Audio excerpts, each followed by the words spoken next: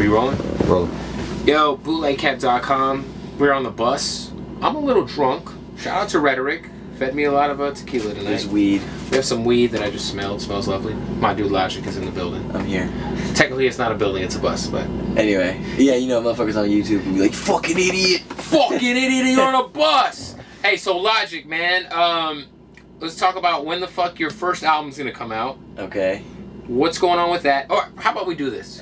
You told me something got scrapped off camera. Can we confirm this on video? I don't know. I don't necessarily know if it's 100%, but I was thinking about the whole While You Wait EP, and I'm thinking like every day my fucking mentions on Twitter, they're just like, we want the album, we want the album. Right. And I'm kind of thinking about just giving some shit from the album and just starting that process. You know what I mean? From music videos. So scrapping the EP. You've already put out what, 4 records lately? Yeah. I mean, we put out 4 records, and there's more records coming too. So it's like all the shit you was gonna get on the EP, you're gonna have anyway. Like you already got all the shit, you know. So scrap the EP, get the album popping. Yeah, I think we're just gonna go straight for the album because that's what the people want. You know what I mean? Every day. Yo, when's the album? When's the album? We want the single. We want this. We want that. And honestly, I think I love my fans, and I'm just gonna give them what they want. So no EP.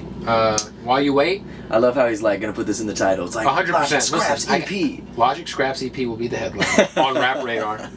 But the tour is still the While You Wait tour. Still the While You Wait tour, because all this is While You Wait. 100%. All the music we're doing, these interviews, it's to let the give the fans something while they we were talking, man, like the Rosenberg interview you did was great. Yeah. Sway interview you did was great.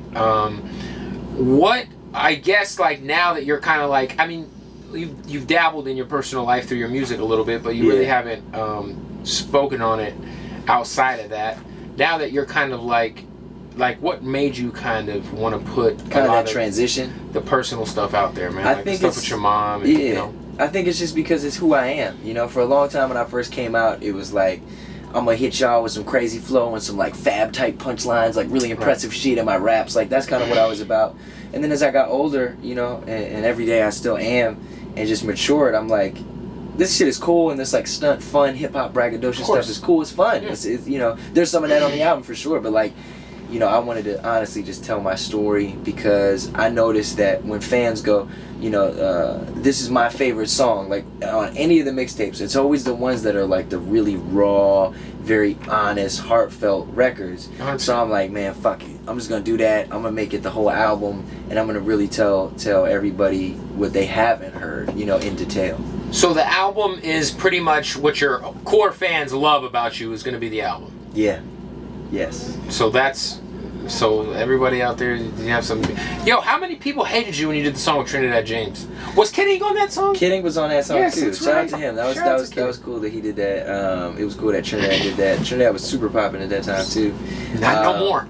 Oh man, that's fucked up. I say it, not him. Sorry. That's my homie, man. Nah, Trinidad's good people. He just put out the Def Jam video. Great video. Yeah, he's like great video. He's the nicest dude. And he's a very nice guy, and he really is an incredible sneakerhead. His sneaker TV show on YouTube is incredible. But man, he's a good dude. That was fun. I think my fans understood it. It was just some shit that was tight, something fun. You guys were on the Double XL cover? We were on the Double XL cover together. I met him there. He was a very nice person, and I just vibed with him, and he was on some swag shit, and it fit the record. So we did that together, and then I have a homie named KB who's a producer.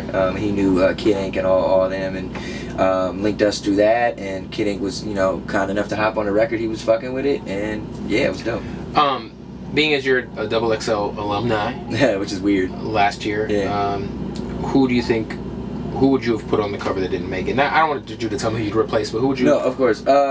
Casey Veggies. That's my #1. That's what I've been saying because I feel like he deserves to be on it. I think he should have been on last year. He should have been on it last year. He should have been on the year before. He's been popping for a long time, man. Casey's been out there. Everybody knows him. Just like Dom, just like all these people. I was very disappointed by I love Ty Dolla $ign. He's the only West Coast representation on the cover, but he's not a rapper. Yeah, it's more R&B-ish. It's kind of like it's a hybrid. It's the melodicness there, but I get it. But you gotta understand, just like the Source and their 5 mics, like when Double XL sits down, Vanessa and all them, they go crazy. Like they're at each other's necks. No, I talked to Vanessa. I interviewed her, and she gave me a lot of the.